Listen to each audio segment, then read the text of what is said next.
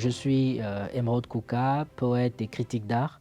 Je suis également conseiller aux arts et aux lettres de Madame Lydie Pongo, ministre de l'Industrie culturelle, touristique, artistique et des loisirs. Le fait que le président de la République fasse de l'année 2024 l'année de la jeunesse, pour moi, permet de refixer un cap sur les priorités globales du peuple congolais.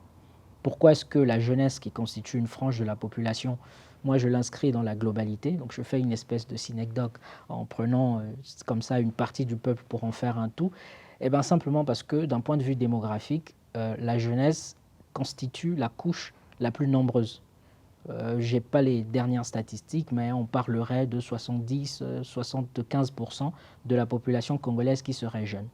Et donc s'intéresser à la jeunesse, fixer le cap sur la jeunesse, c'est simplement mettre l'accent sur la majorité de la population et donc sur les problèmes qui sont les plus prégnants. Ça va tenir sur le long terme, hein, parce que c'est vrai qu'on a dit 2024, année de la jeunesse, et que l'on veut à tout prix avoir des résultats en 2024. Moi, ce que je pense, c'est que le président fixe un cap sur quelque chose qui va impulser une démarche, mais qui doit tenir sur la durée. Parce que ce n'est pas en une année, soyons sérieux, que l'on va régler tous les problèmes des jeunes. Ce n'est pas possible. Même un miracle ne serait pas possible dans ce sens-là. En revanche, on peut poser des bases pour aller vers quelque chose qui nous conduira vers ce cap, y compris au-delà de 2024. Et quels sont ces problèmes-là? C'est des problèmes qui sont de l'ordre de l'éducation, l'alphabétisation des jeunes, l'instruction des jeunes, la réorientation de ceux qui ne peuvent pas aller vers des cursus scolaires ou académiques beaucoup plus lents, mais c'est aussi la réinsertion sociale, parce qu'il se pose avec acuité un problème d'insécurité, parce que certains jeunes oisifs ou encore abandonnés par leur famille, aujourd'hui sont dans la rue, et dans la rue, on est à la merci un peu de tout. Et ça fait que beaucoup sombrent dans la délinquance, une délinquance qui est de plus en plus galopante. Et on sait surtout qu'avec les problèmes de surpopulation carcérale, les prisons sont étouffées. Et donc beaucoup aujourd'hui de délinquants sont encore en circulation dans la rue. Oui, alors j'ai parlé tout à l'heure d'un côté de l'éducation, avec des cycles scolaires et académiques plus ou moins lents, et de l'autre côté de la réinsertion et même de la réorientation de ceux qui ne peuvent pas aller plus loin dans les études. Pourquoi? Parce qu'au fond, pourquoi on étudie? On étudie parce que, un, on se cultive, mais surtout pour pouvoir avoir un emploi, pour pouvoir se prendre en charge dans la société. Et ça aura une influence sur le produit intérieur brut et sur notre indice de développement humain, donc notre capacité à vivre au-delà du seuil de pauvreté. Et ça, ce n'est possible qu'avec, un, des cursus qui favorisent l'employabilité. Donc ce sont généralement des cursus courts qui ont un caractère professionnel, qui sont des métiers qui permettent de s'insérer très vite dans le monde du travail. Mais il y a aussi des cursus lents parce qu'il y a des parcours qui sont beaucoup plus académiques, beaucoup plus scientifiques et qui sont nécessaires pour la survie même des enjeux civilisationnels. Mais à côté de tout ça, il y a aussi d'autres métiers qui ne nécessitent pas forcément d'être passés par le banc d'un institut ou d'une faculté. Et ce sont des métiers qui, pour beaucoup, sont des métiers de manutention, des métiers qui ont parfois un caractère pénible, mais qui permettent tout aussi bien de rentrer dans la vie du travail. C'est des métiers d'ouvriers, c'est des métiers de la restauration, c'est des métiers de petites mains qui peuvent également aider parce que tout cet ensemble constitue les petites utilités dont on a besoin pour bâtir une société. Et je crois qu'à tous les niveaux, on aura besoin de gens compétents. Vous avez un restaurant, vous avez besoin d'un comptable. Dans un restaurant, vous avez besoin d'un juriste. Dans un restaurant, vous avez besoin d'un chef d'entreprise, de quelqu'un qui sait gérer les ressources humaines. Mais vous avez aussi besoin d'un serveur, vous avez besoin d'un cuisinier, vous avez également besoin d'un vigile.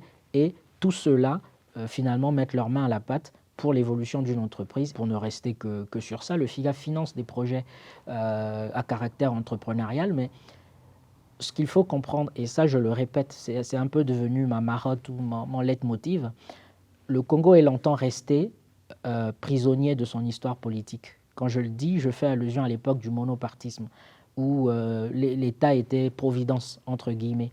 Et donc, il y a toujours cette tendance à tout attendre de l'État. Et que l'on soit artiste, donc pour le cas du domaine que je représente, que l'on soit entrepreneur, il faut qu'on comprenne que ce sont des entreprises, des métiers à caractère libéral. Quand on s'engage dans le monde des affaires, c'est libéral. Et lorsqu'on crée un fonds pour pouvoir accompagner des gens, il faut aussi qu'on comprenne que tout le monde ne peut pas être accompagné. On soumet des dossiers il y a des équipes qui travaillent sur la sélection de ces dossiers et les dossiers qui sont jugés les plus pertinents par les équipes qui travaillent, c'est ceux-là qui obtiennent des financements. Et donc, ça se passe un peu comme ça partout dans le monde. On ne peut pas tout financer. L'État ne fait pas de la charité.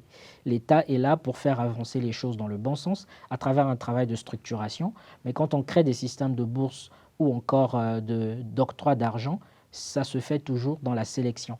Et ce n'est pas non plus parce qu'on a échoué à une sélection qu'on est mauvais. Ça nous arrive à tous, ça nous est tous arrivé de se faire recaler quelque part. Mais quand on est artiste, quand on est entrepreneur, il faut comprendre que ce sont des métiers qui ont un caractère libéral et que si on cherche par ici, ça ne marche pas. Il faut qu'on cherche les voies ailleurs et il faut qu'on se cultive suffisamment sur son domaine aussi pour savoir comment ça fonctionne, qu'est-ce qu'on peut attendre de l'État et qu'est-ce qu'on n'attend pas de l'État parce que justement, tout ne vient pas de l'État. Ce qu'il faut éviter, à mon sens, c'est le piège du slogan. Vous savez, chaque fois que le président de la République dit quelque chose, c'est repris par les gens, mais parfois à tort et à travers. Quand il a parlé de rupture, tout le monde avait le mot rupture dans la bouche, jusqu'à l'associer à la crise financière. Quand il a dit que le verre était dans le fruit, c'était devenu l'expression la plus populaire du Congo. À croire qu'il a un charisme fou pour toujours nous sortir la petite formule qui marche. Mais lorsqu'il dit, quand il met le cap sur la jeunesse, 2024, année de la jeunesse, l'objectif, c'est justement qu'il y a un changement au niveau des politiques qui accompagnent les jeunes, mais même une prise de conscience des jeunes eux-mêmes, des enjeux qui se jouent en ce moment. Parce que, on le dit toujours, l'avenir, c'est la jeunesse, mais le présent également. La plupart des grands métiers aujourd'hui qui se font, l'environnement, le numérique, les industries culturelles, c'est lié à la jeunesse, parce que ce sont des données qui sont nouvelles, qui ne sont pas toujours très bien cernées par les gens d'un certain âge ou d'une certaine époque. Et c'est pour ça que les jeunes devraient prendre à bas le corps ce genre de problème, mais ça doit s'inscrire sur la durée. Il ne faut vraiment pas faire un focus sur l'année 2024, sinon on aura échoué. Parce qu'avec les problèmes qui se posent aujourd'hui, en termes d'éducation, de réinsertion sociale, d'accès au numérique, etc., ce n'est pas en une année que ça se règle avec le niveau actuel que nous avons et les problèmes que le Congo traverse. Mais le cap que le chef de l'État fixe permet de poser des bases, des jalons. Et c'est sur ces jalons-là qu'il faut aller plus loin. Et je crois que ce qui a parfois donné l'impression d'un sentiment d'échec au Congo, c'est qu'on est resté prisonnier d'éléments circonscrits dans le temps. C'est-à-dire qu'on se dit, telle année, année de l'agriculture, telle année, année de la jeunesse, on est resté figé sur le temps, janvier à décembre. Et au-delà de décembre, on a comme l'impression qu'on est passé à autre chose. Mais ce qu'on oublie, c'est que ce sont des processus évolutifs et qu'aucune politique ne se fait en une année. Il y a un proverbe qui vous dit que Rome ne s'est pas fait en un jour. Si j'avais un message à faire passer à tous les responsables, ce serait de dire que le président de la République attache du prix à cette année de la jeunesse. Il l'a dit dans son discours, donc je ne fais que réitérer ce qui a été dit par le chef de l'État et que toutes les équipes ministérielles, en fonction de leur sphère de compétences et des enjeux qui se posent, devraient mettre tous les efforts à contribution pour parvenir à atteindre ces objectifs.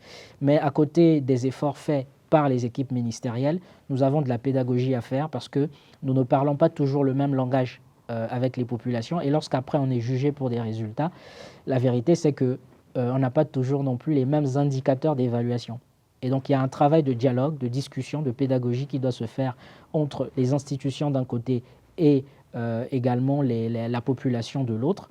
Mais il faudrait vraiment qu'on s'y attelle de sorte à produire les bons résultats et que cela n'ait pas été un vain slogan. Le chef de l'État l'a lui-même dit, ne restons pas prisonniers du slogan, allons vers les résultats.